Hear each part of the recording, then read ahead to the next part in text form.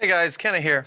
So today we're starting our new unit on matter and thermodynamics, and we're going to do a quick review of the basic atomic nature of matter. Now, most of this should be something that you've seen before.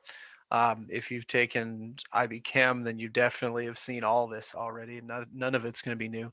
But if you're just relying on your chem that you got in biology or freshman physical science, then there are going to probably be a couple of new things as you go ahead and go through here.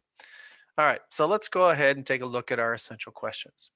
Number one, what is Dalton's atomic theory? This is one of those fundamental things that's kind of at the basis of our understanding of modern chemistry.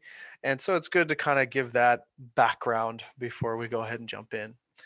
Number two, what is the standard model of forces? Now, this we've already kind of talked about. We haven't used the term standard model before, but we're going to talk a little bit about the standard model of forces. There are four fundamental forces that we introduced you to that make up what is known as the standard model, and we want to go ahead and review them again here. Number three, how do we distinguish between atoms? How do you tell one atom from another atom? And so we'll talk about the subatomic particles and the terminology that goes along with this. This is a lot of your biology chemistry, okay, the intro to chem that you get in your biology classes, and a little bit from your freshman physical science. And then number four, can you calculate the average atomic mass? It's actually pretty simple mathematically, but we want to go ahead and show you how to do this so that you go ahead and feel comfortable with it. All right. So let's talk a little bit about early atomic theory. When we start looking at this early atomic theory, there are a lot of people that have led to our current understanding of chemistry. And some of those are physicists, but we want to give you some of the basic ideas so that you have them in play so that you can go ahead and talk about the nature of early atomic theory.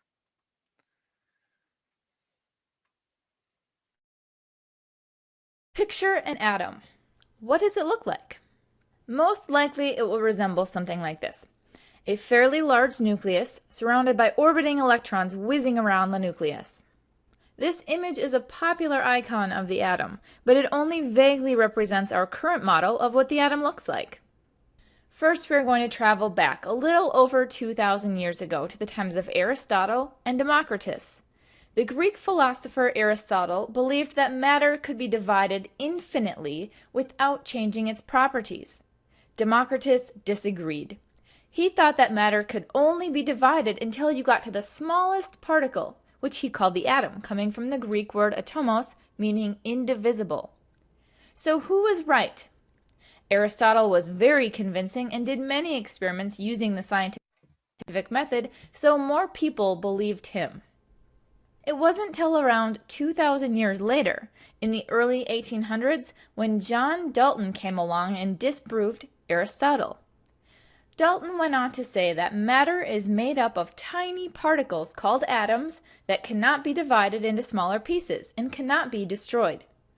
He also stated that all atoms of the same element will be exactly the same, and that atoms of different elements can combine to form compounds.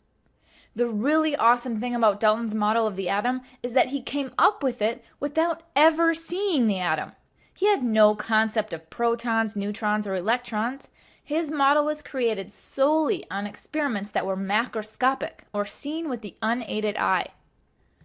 Now let's fast forward to the late 1800s when J.J. Thomson discovered the electron. Thomson used what was called a cathode ray tube, or an electron gun. You've probably seen a cathode ray tube without even knowing it. They are the bulky electronic parts of old television sets. Thomson used the cathode ray tube with a magnet and discovered that the green beam it produced was made up of negatively charged material. He performed many experiments and found that the mass of one of these particles was almost 2,000 times lighter than a hydrogen atom. From this he decided that these particles must have come from somewhere within the atom, and that Dalton was incorrect in stating that atoms cannot be divided into smaller pieces. Thomson went one step further and determined that these negatively charged electrons needed something positive to balance them out.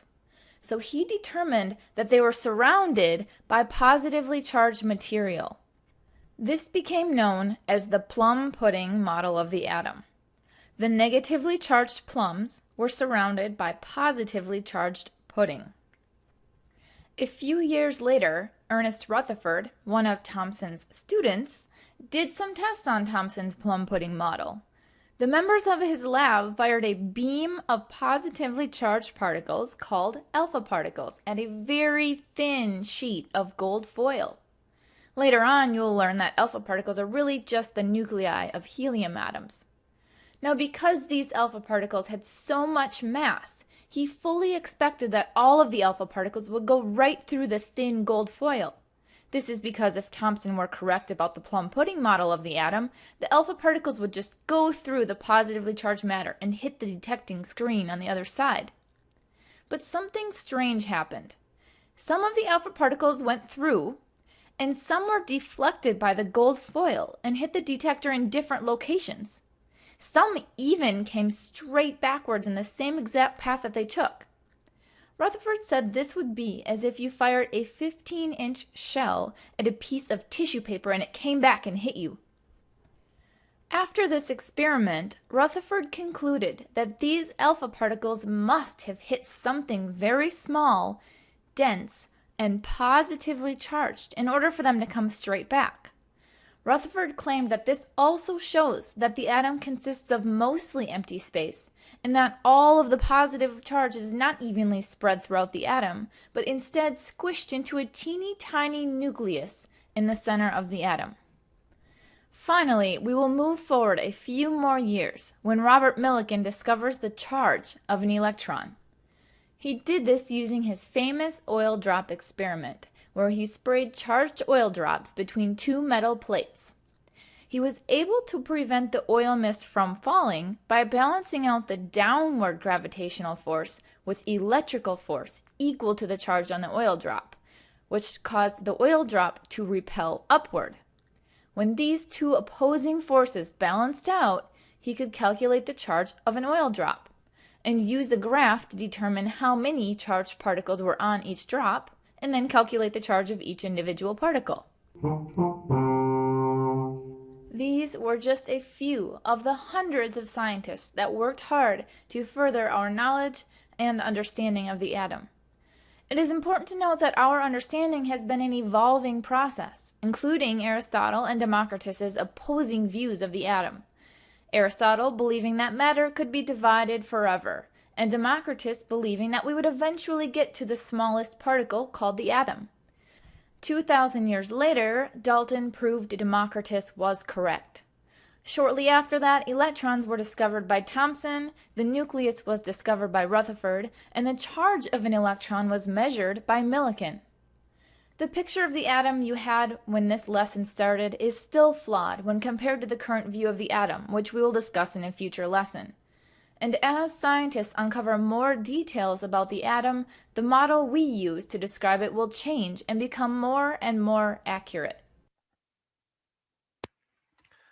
Okay, so that gives you kind of a basics, and here is what Dalton's atomic theory says. Number one, all matter is made up of atoms, and that atoms are indivisible and indestructible. Now, we already know just from what we watched that they are not indivisible. They are made up of subatomic particles, including protons, neutrons, and electrons, which are not indestructible either because we can actually break those down into quarks and subatomic particles, sub-subatomic particles. Number two, all atoms of a given element are identical in mass and properties. This is mostly true. Now, we'll talk a little bit about isotopes here in a little bit, but the masses change and fluctuate depending on how many neutrons they are. Those are not the charged particles, but we'll look at that here in a minute. And if you have ions, that's a different thing too. Number three, compounds are formed by a combination of two or more different kinds of atoms. So if you have O2, okay, we are not looking at a compound, we are still looking at an element.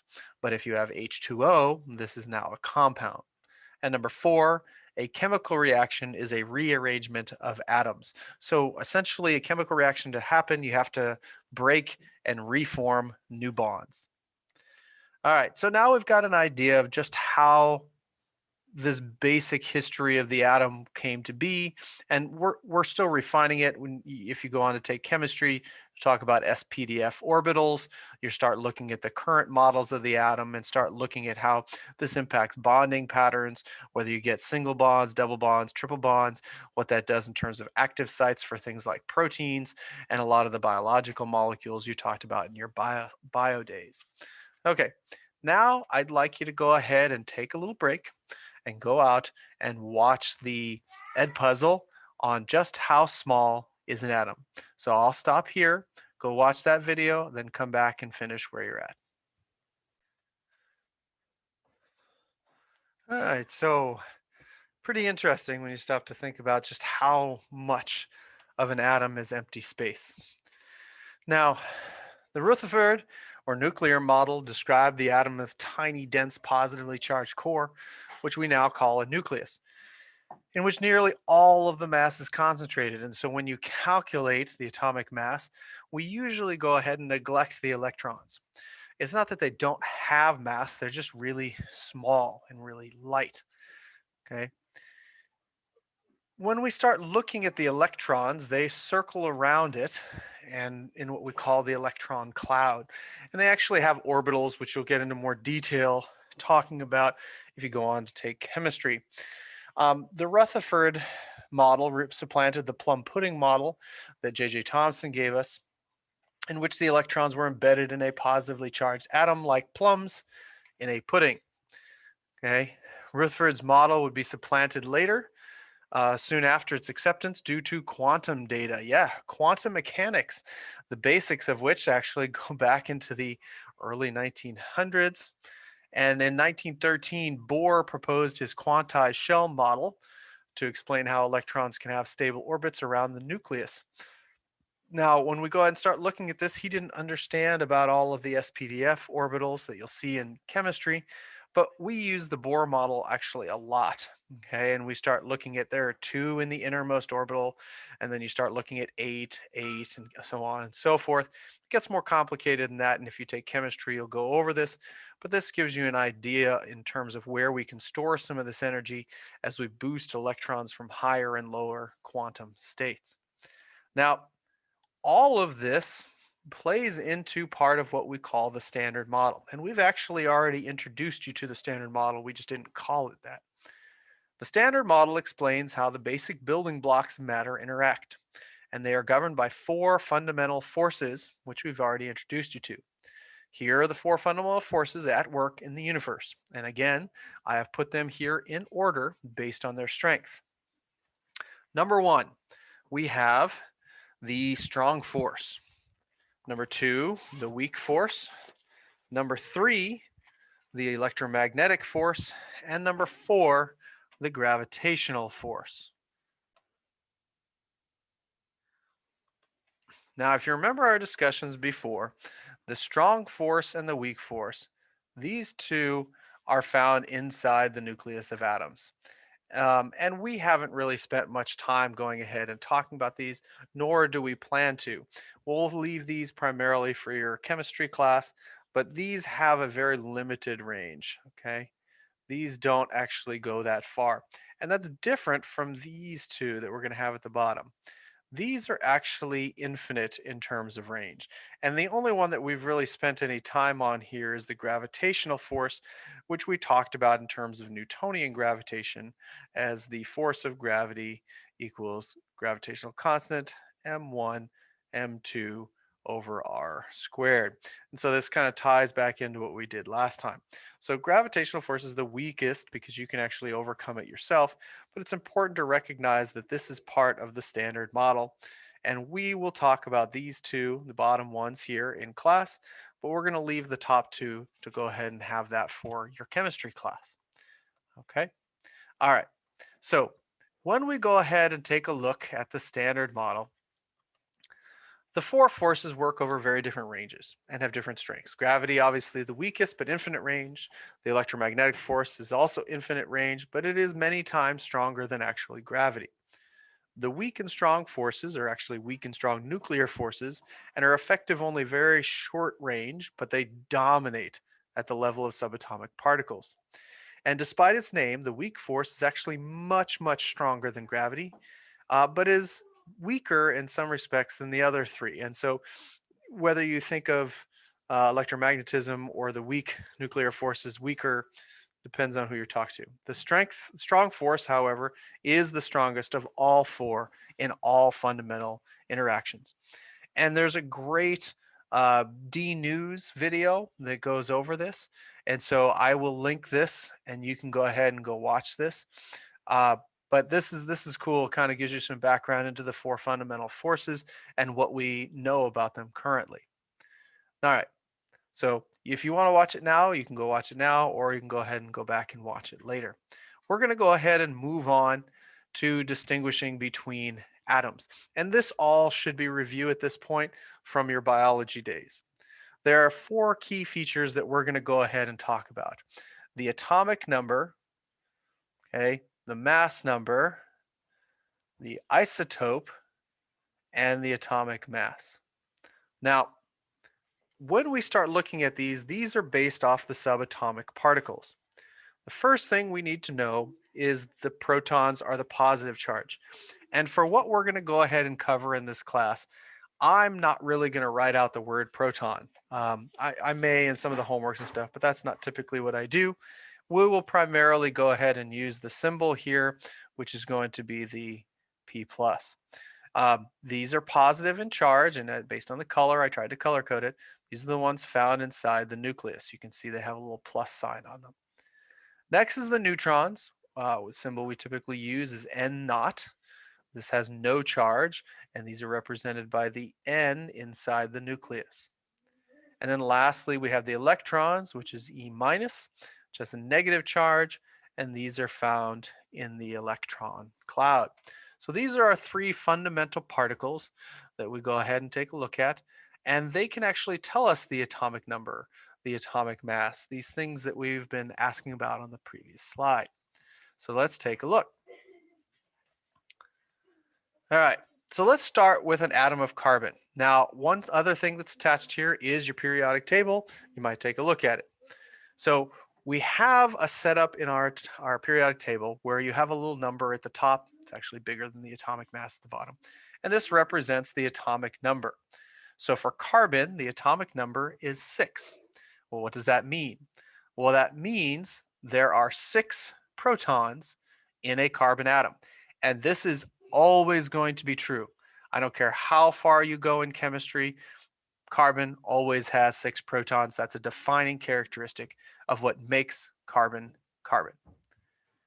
However, if you're dealing with a neutral carbon atom, remember the term neutral means no net charge. Well, if we have 6 protons, then we have to have 6 electrons in a neutral atom because the positives have to equal the negatives. So for a standard carbon atom, you have 6 protons and 6 electrons. Now, if you want to find the atomic mass, okay, that's given at the bottom of the periodic table here. But this, you'll notice, is not a whole number like you saw with the atomic number on top. This is what we call the average atomic mass. Okay, of all of the forms of carbon, all the different particles in the world, in the universe, this is the average weight of those. Now, you may also see referred to what we call the atomic weight, okay, or the mass number. These terms typically refer to a rounded version of this, or one that actually counts up how many protons and neutrons are in the nucleus. So what can we get from the atomic mass? Well, for the average or typical atom, we round this to the nearest whole number. In this case, that would be 12. And then we go ahead and subtract out the atomic number, which remember is the number of protons. So if you take the atomic mass, rounded, minus the atomic number, this gives you the number of neutrons. So in this case, 12.011 rounds to 12, minus 6, we have 6 neutrons in a carbon atom. So those are the basics, the fundamentals of how to read a periodic table and what that means in terms of the subatomic particles with respect to the atom. Now, When we look at this, again, we need to remember that the number of neutrons can change from one atom to another depending on what we call the isotope. Now, we're going to start by giving you an example of carbon again. There are three most common versions of the carbon atom. There are two that are non-radioactive, carbon 12 and carbon 13, and then there's the radioactive isotope used in carbon dating, carbon 14. You look at the carbon 12, which is the standard carbon. It's got 6 protons, 6 neutrons, and 6 electrons. When you go ahead and take a look at the non-radioactive carbon 13, this also has 6 protons and 6 electrons because, again, it's neutral. It's not an ion in this case, it's just neutral. But this isotope has 7 neutrons instead of 6, making it actually a heavier version of the carbon molecule. Then you get to the radioactive carbon 14, and you see the same sort of thing. Still 6 protons, still 6 electrons, but now we've got 8 neutrons, making it even heavier. This one is actually unstable and will go ahead and decay over time. This radioactive decay is what's used and we take a look at in terms of carbon dating. How much of this radioactive isotope is left in a sample can tell you how old a particular sample is. All right, the last thing I wanted to go ahead and do with you today is take a look at how to calculate average atomic mass. So in this particular example, we're going to go ahead and use copper. Now, copper has naturally occurring isotopes with mass numbers of 63 and 65. So remember, when we say a mass number, what we're looking at is the number of protons plus the number of neutrons. Okay. Now, mass numbers of 63 and 65. Atomic masses are 69.2% for the mass of 62.93 AMU. So AMUs are atomic mass units. And when we go ahead and look at AMUs, this is the very small version of what a mole of these atoms would represent. Again, those are terms you'll go over if you take chemistry. So AMUs, atomic mass units, 62.93 AMUs. In order to calculate how much of the overall average atomic mass this makes, we can go ahead and take 62.93 AMUs, and we can go ahead and times this by the percentage of the overall mass. Now, we want to convert this into a decimal for our multiplication, so we're going to go ahead and do 0.692. And when you go ahead and solve that,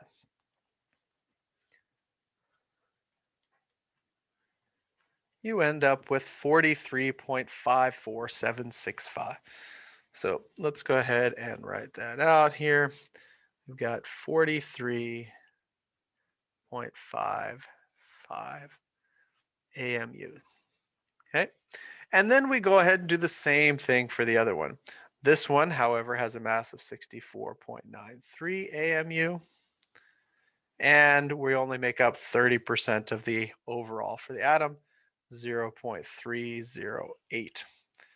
We go ahead and do that one.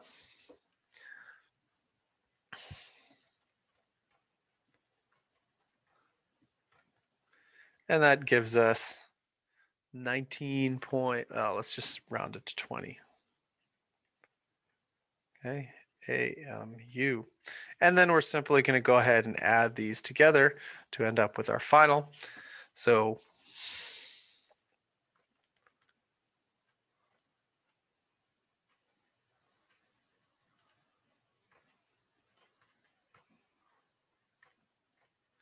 and that gives us an answer of, well, if we do the exact numbers, that gives us an answer of 63.546 AMU. And if you go on a website or something and check for the average atomic mass or the atomic mass for this particular element, copper, you'll find that it is 63.546. So that's how you go ahead and solve these. Not too difficult. Give yourself some practice. If you want to try some other ones, we can go over some in class together. Just let me know. All right. So that's what I've got for you guys today.